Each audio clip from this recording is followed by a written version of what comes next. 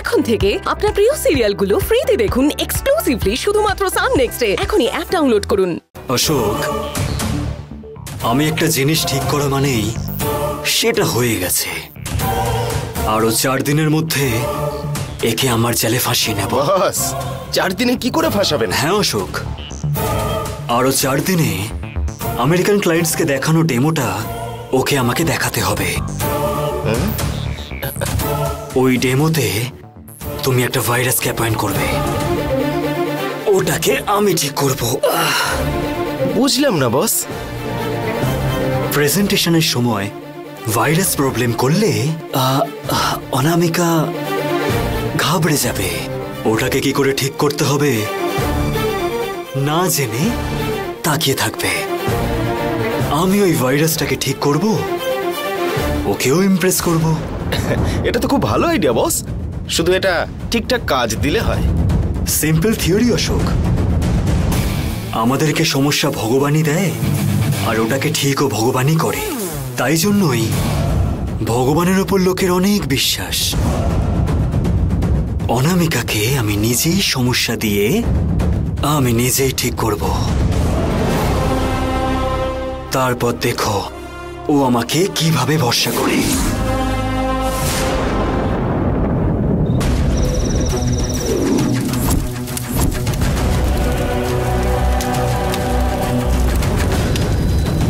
নিশি সিদ্ধর কথা মতন কাশীকে ওই অস্ত্রটা নিয়ে আসতে আমি রাজি আছি মা। তুমি আমাকে আশীর্বাদ করো।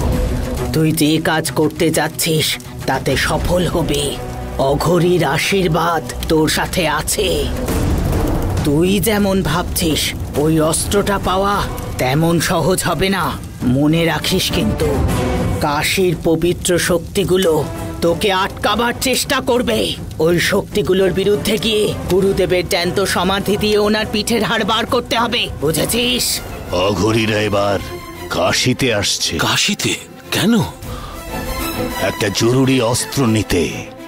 আমার হিসেবে এখানে থাকা কোনো স্বামীর সমাধি দিয়েই ওই অস্ত্রটা নিতে আসছে। এখন কি উপায় গুরুদেব? এর কোনো উপায় নেই, আমাদের ওটা আটকাতেই হবে। কাশীতে থাকা প্রত্যেকটা সমাধিতে নজর রেখো। ওরা অস্ত্র খুঁজতে এলে সেটাকে কোনো রকম ভাবে আটকে দিতে পারা মানেই ওই আত্মাটাকে কবজা করতে না দেওয়া। আমাদের কিন্তু হারলে চলবে না। আমরা যদি হেরে যাই তাহলে তার পরিণাম কি হবে সেটা তুই ভালো করেই জানিস। গুরুদেব, কাশীতে অনেকগুলো পুণ্য সমাধি আছে, সবগুলোর উপর নজর রাখা সাধারণ ব্যাপার না। ভগবানের আর শয়তানের লড়াই সব সময় অসাধারণ হয় অতসী। সপ্তমাত্মাকে মারার অস্ত্র হাতে পেয়ে ওটা নিয়ে তুই নিশিসিদ্ধর কথা মতন সেই জায়গায় যাবি। যাই হোক না কেন আমাদেরকে প্রাণ দিতে হলেও ওই শয়তানি শক্তিগুলোকে আটকাতেই হবে। এই পৃথিবীটা শয়তানি শক্তিদের বশে হয়ে যাওয়া উচিত নয়। সময় না নষ্ট করে নজর রাখতে শুরু করে দাও। শয়তানি শক্তিদের বিরুদ্ধে লড়াইটা এবারই শুরু হচ্ছে।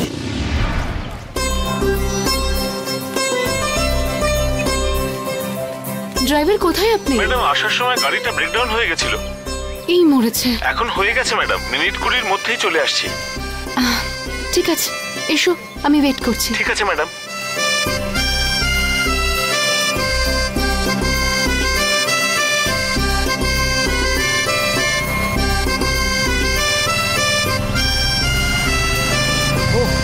হাই, এখানে দাঁড়িয়ে কি করছো?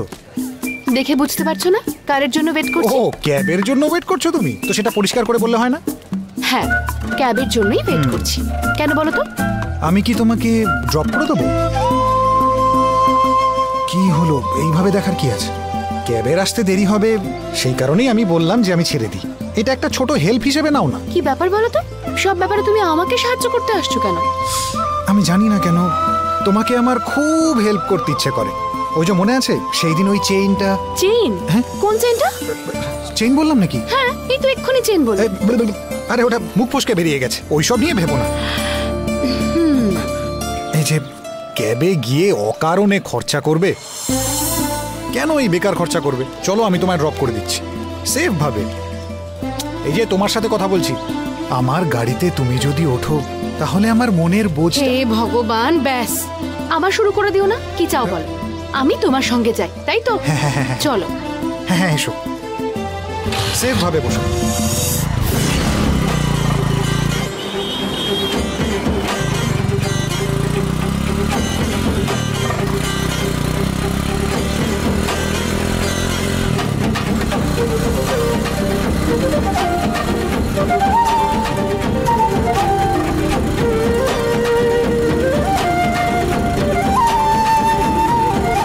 দেখে দেখে ভালো করে ধরে বসো। হ্যাঁ সেই তো, এই যে একটা বিশাল গাড়ি, আমাকে একেবারে ধরে বসতে হবে তোমায়।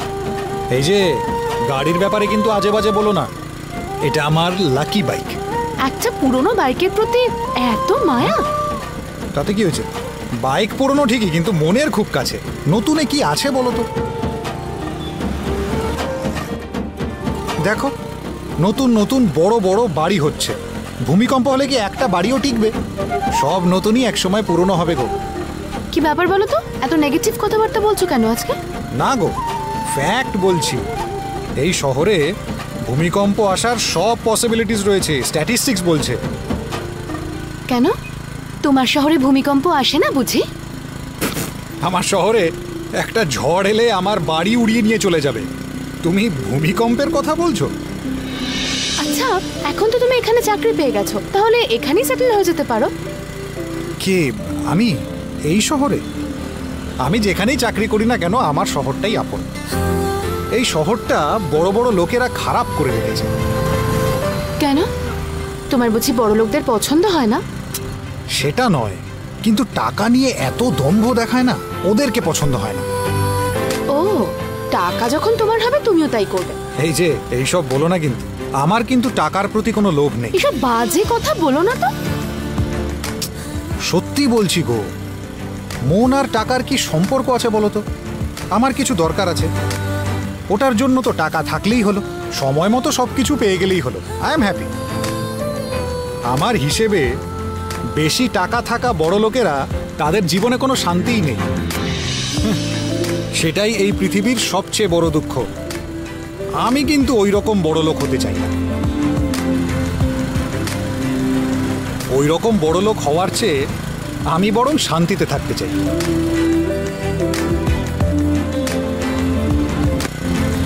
কি গো, আমিই তো সব কথা বলে যাচ্ছি, তুমি তো চুপ করে রয়েছো। ব্যাস ব্যাস, এখানেই দাঁড়াও। ও, এখান থেকেই রোজ আসো নাকি? হ্যাঁ। দেখে তো খুব সাধারণ এরিয়াই মনে হচ্ছে। আরে আমিও তো খুবই সাধারণ মেয়ে। কিন্তু সাধারণ চাকরিতে নেই তো তুমি, সেটা তো সবচাইতে জরুরি।